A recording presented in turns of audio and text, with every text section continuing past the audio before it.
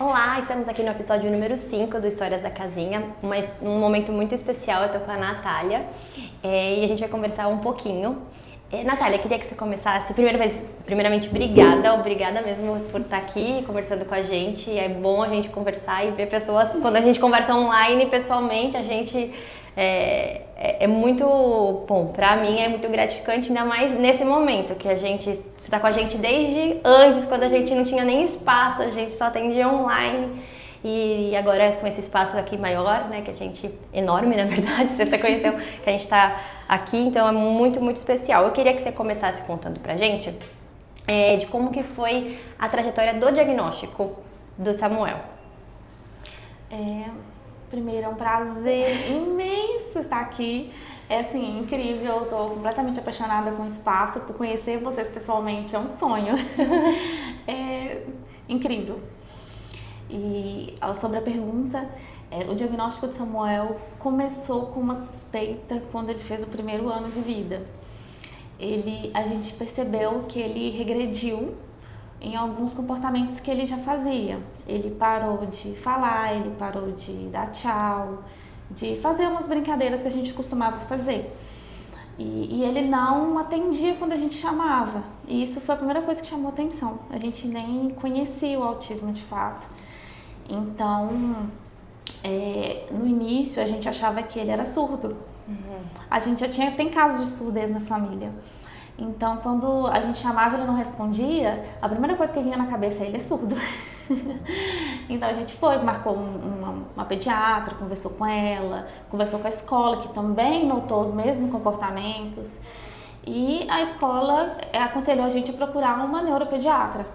E aí, na cidade onde vocês moravam, tinha neuropediatra? Então, como você não sabe, a gente é do interior de Minas Gerais. Então, assim, os médicos são bem escassos na nossa região. A princípio, a gente consultou com uma neuropediatra, que é a mesma até hoje. E, para nossa sorte, ela era recém-formada e Samuel foi um dos primeiros pacientes dela. Na cidade de vocês mesmo? Na nossa cidade mesmo. E que, inclusive, é uma médica incrível que está acompanhando a gente até hoje. E então, a gente levou nela, né, de início. E foi ela que deu o primeiro pontapé de suspeita de autismo. E encaminhou para as terapias, fez todo o processo. E aí, quando você foi fazer as terapias, eu lembro que quando a gente começou a fazer o atendimento com você, não tinha ali todos os atendimentos muito próximos e alguns tinham que ir em cidades ali próximas da de vocês. E o atendimento também ele era feito, eu lembro, na APAE. Sim, teve isso também. No início não tinha profissionais, né? A gente precisava viajar, tanto profissionais quanto alguns médicos. A gente precisava fazer exames em outras cidades, médicos em outras consultas em outras cidades, era bem normal. E ficou difícil pra gente ficar fazendo terapias, e aí a gente procurou a APAE atendeu a gente naquele primeiro momento, mas também não tinha muitos especialistas. De início ele fazia somente o que eles chamam lá de sala de recurso, que é uma sala com psicopedagogos. E foi aí aos pouquinhos a gente foi, né? Essas terapias que tinham em outras cidades, era mais ou menos quanto tempo de distância? Assim, de referência, de médicos e terapias, a gente tem Ipatinga, que fica mais ou menos umas 2 horas de distância. Bastante tempo. Então a gente não ficou inviável, a gente praticamente não fazia terapias, né? Porque às vezes quando a gente fala, dependendo de onde a pessoa fala, outra cidade, às vezes acha que é grudada, que 5 minutos, 20 minutos, tá? Não, eu lembro que era um tempo muito grande que fica inviável você fazer uma terapia semanal uma vez na semana, imagina, 2, 3 vezes na semana. Sim. E aí eu lembro que você chegou até a gente, no serviço que a gente mais tem um carinho especial, que a gente acredita muito, que é o treinamento de pais. Então, assim, nesse formato à distância, você foi uma das nossas primeiras clientes que a gente começou a trabalhar nessa questão de treinamento de pais à distância. Então, a ideia era que a gente conseguisse, passar para você e treinar você enquanto aplicadora para você realizar as intervenções com o Samuel. E como que foi que você chegou, não especificamente assim, na gente, na casinha, mas a procurar esse serviço? Foi por conta da distância que tinha para acessar as terapias em outro local? Foi uma junção de coisas. Primeiro, a distância. E segundo, que pesquisando sobre a terapia ABA, na minha cidade não tem. Então, pesquisando, eu vi a necessidade que a gente precisava dessa terapia, que era muito importante, era muito interessante, né, para o autismo. E aí eu fui pesquisando, fui procurando, eu preciso desse atendimento, eu preciso fazer ABA com o Samuel. E eu fui pesquisando cidades até achar vocês, apesar de ser bastante longe da gente. Mas assim, desde o primeiro momento eu amei o trabalho da casinha. E eu sabia que era aqui que ele tinha que ficar. Quando a gente, né, é isso que eu acho que a gente queria falar um pouquinho, né, disso com você, porque assim, quando a gente procura, né, vai entender, vai estudar sobre evidência científica, para a TEA, hoje o que a gente tem de evidência científica é a análise do comportamento aplicada, e ela é ótima. Em vários lugares tem crescido muito essa questão de clínicas mesmo para realizar o atendimento. Porém, nessas situações onde não é possível, não tem acesso ao serviço, ou como a gente desenvolveu na questão do treino de pais, não tem recurso, como no SUS ou em instituições, né, ali que não tem esse recurso, como convênios e etc. O treinamento de pais, ele é uma prática baseada em evidência na análise do comportamento aplicado. Então, é uma forma que a criança, o aprendiz, o adulto, o adolescente tem como acessar isso através do treinamento de pais. E aí, como que foi para você, pode ser sincera, no começo, conseguir entender qual que era o contexto ali das aplicações em si e realizar essas aplicações com o Samuel? Então, foi muito difícil. No começo é muito difícil, principalmente porque a gente como mãe, é difícil separar, sabe, a maternidade da aplicação e da rotina de mãe também, né? Porque a gente não fica só aplicando, a gente tem que cozinhar, lavar, passar, dar banho, trocar. Então, no início foi um desafio fazer essa organização e conseguir separar um tempo para ser aplicadora, para ser a mãe aplicadora e não só mãe. Mas com suporte na época, foi até você que me treinou, né? Então, assim, foi difícil, desafiador, mas foi possível, está sendo possível. E aí eu lembro que nessa época também você começou também a estudar isso sobre análise do comportamento. Então, como que também foi? Foi incrível, porque eu acho que só quando a gente começa a estudar e não só aplicar, a gente entende a importância do que a gente está fazendo, né? Estudando eu entendi como aquilo era essencial para ele naquele momento, como fazer uma terapia baseada em evidência era muito importante para ele, é muito importante para ele. E aí você falou dessa questão da rotina, né, de organizar. Então eu sempre também falo, né, a gente precisa entender que tem pessoas, né, eu sou mãe e isso, a maternidade, é uma parte do meu dia e do que eu faço, que é cuidar do meu filho, dar amor, carinho, cuidar da questão das atividades do dia a dia, né, como eu falei, banho, alimentação, higiene, e tem uma outra parte que é a aplicação, onde ali eu vou ser a aplicadora do meu filho. Então não é a mesma coisa. Claro que a gente vai aproveitar alguns momentos da rotina diária para fazer as aplicações, mas isso tem que ser bem estabelecido, né? Porque algumas mães às vezes ficam frustradas, eu não consigo. Quando que eu vou aplicar? Em que momento da rotina? É só estruturando e organizando.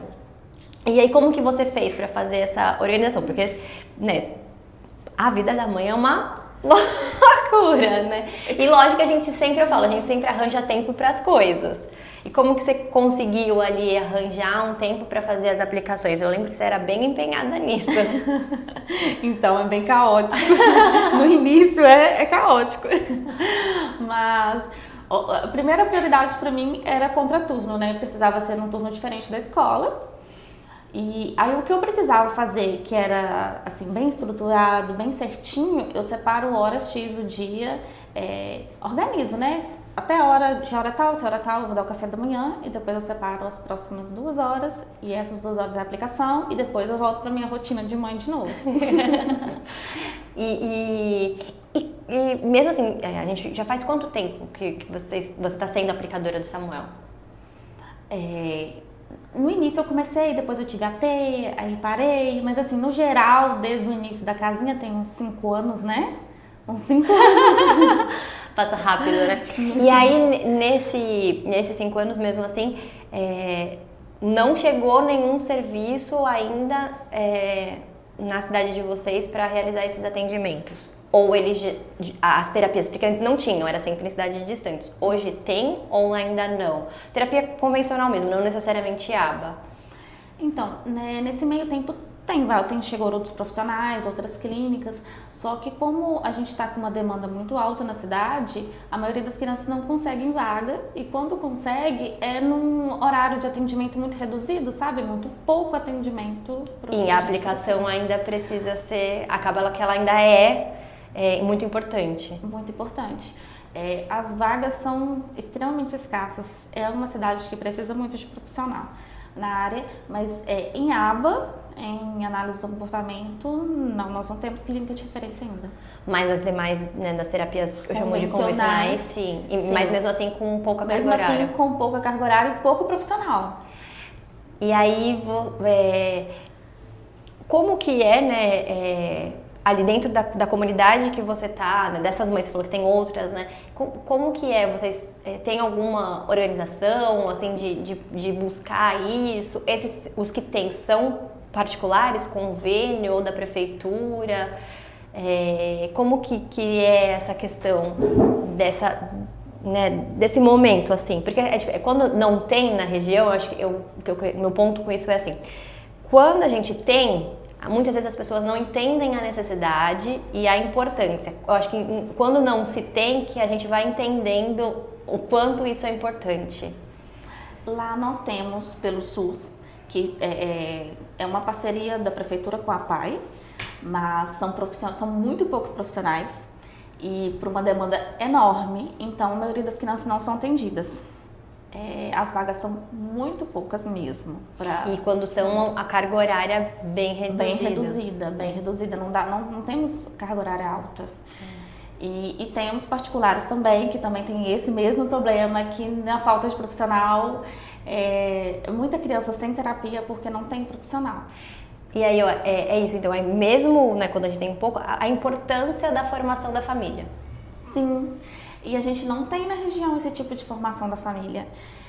Esse tipo de, né, que igual vocês fizeram com a gente, que é ensinar a gente a trabalhar com o Samuel, ajudar a gente nessa rotina já, a gente não tem esse tipo de referência lá. E como que foi pra você, porque né, depois eu saí, né, de acompanhamento do caso, enfim, e como que foi essa evolução que você viu você mesmo, porque assim, a evolução a gente sempre acompanha dos nossos filhos, mas de você como aplicadora, é um sentimento um pouco mais especial, eu acredito. Sim, incrível! Porque na primeira semana eu ficava enlouquecida, perdida. Eu achando que eu não ia dar conta, gente, eu não vou dar conta disso, eu não vou dar conta. E agora eu encaro desafios que... E ver a evolução, tanto minha quanto de Samuel andando assim de mão dadas é maravilhoso.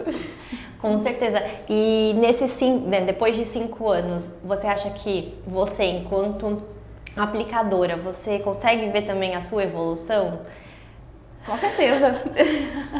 Com certeza. Você vê assim, né? Isso aqui pra mim antes era muito difícil, agora eu já consigo fazer, já consegue ter mais estratégias, porque querendo ou não, como eu falei, ali, né, na hora da aplicação, apesar de você ser mãe dele, você está fazendo um trabalho muito específico. Você foi qualificada, treinada para fazer isso semanalmente, você recebe ali as orientações de treinamento, então é algo também desafiador, acredito, para você enquanto pessoa profissional, além de mãe.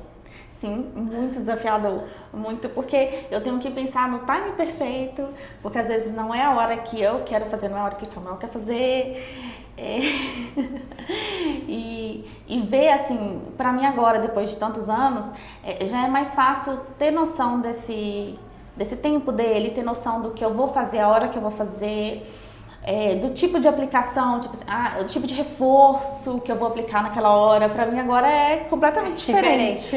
E eu sempre falo assim, eu fui AT domiciliar por algum tempo, né? Eu falo que ser AT domiciliar é o mais difícil, porque você tá dentro do ambiente da criança. Agora, eu imagino, não consigo imaginar, na verdade, o quanto você AT domiciliar no ambiente da criança e no seu ambiente. Então, às vezes você tá ali fazendo, você fala, ai meu Deus, acho que eu vou fazer outra coisa, eu vou voltar. Então, deve exigir uma organização e planejamento seu muito grande também para isso, né? Sim, eu preciso me planejar muito, assim, mínimos detalhes e às vezes eu até meio que fujo do planejamento de propósito, porque tem aquelas situações assim, tipo, eu preciso fazer uma aplicação específica e eu tô ali no fogão e eu vejo uma oportunidade, eu desligo a panela e corro lá. É isso. E eu queria que você, pra gente ir finalizando, falasse um pouquinho da questão da CAA. Nos 2 episódios anteriores a gente falou um pouquinho sobre a comunicação aumentativa alternativa e pro Samuel eu vejo e vi, né, pude acompanhar o quanto ela foi e tá sendo efetiva. Ai, tá sendo incrível. Quando começou, você achou... O que você pensou quando a gente apresentamos o comunicador e agora vamos... eu falei nos episódios anteriores sobre a questão, assim, às vezes a gente sente, né, enquanto terapeutas, assim, a expectativa da família de ser algo rápido. Do tipo, você vai pegar, né, a criança vai pegar o comunicador e já vai sair falando. E a gente tá falando que não, é um processo, né? E o processo de aprendizagem de linguagem é um processo, às vezes, um pouco longo. Como que foi pra vocês? Apesar de eu já estar acostumada com o Samuel ter um processo longo, né, e todas as outras aplicações e tal, eu criei expectativa nesse mesmo sentido. Eu tô assim, nossa, ele vai pegar o comunicador hoje e amanhã ele vai estar pedindo pra ir pra escola, já tá pedindo coisa de não, mas não é assim, né? É um processo e a gente ainda está nesse processo, mas é um processo maravilhoso. E ele já consegue pedir coisas, ele já consegue comunicar comigo, pegando o tablet e me entregando para falar que ele quer falar comigo. Isso é muito incrível. Eu imagino que seja algo... Porque, assim, a questão da comunicação é sempre pra gente a busca, né, da criança conseguir autonomia e independência. A comunicação é muito importante. Então, a CA, ela facilita muito isso e é algo que a gente pode trabalhar e desenvolver.